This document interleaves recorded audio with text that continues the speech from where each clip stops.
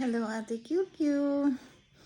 Mommy woke up late today because Mommy slept late as well. But look, oh, my pajamas match baby bird's color.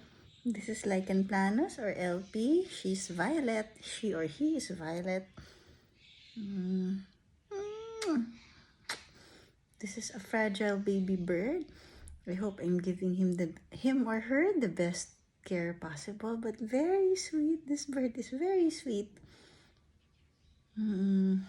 So mommy is becoming a bird person na. I'm wondering how you are. Can't wait to introduce you to birds when we meet. Kasi before, you like cats, right? And we still have cats, but we have to separate them na from the birds.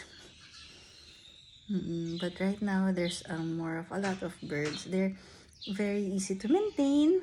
They're also very sweet, very cuddly. LP stands for Lichen Planus. Kasi it's a skin disease that's a bit purplish or violet in color. That's why we named this little birdie LP. Kasi I bought LP thinking that he's a budgie, but she is small compared to real budgie. So maybe just a parakeet or budgiekeet. But anyway, even if LP is not really an English budgie, LP is a very sweet and good bird.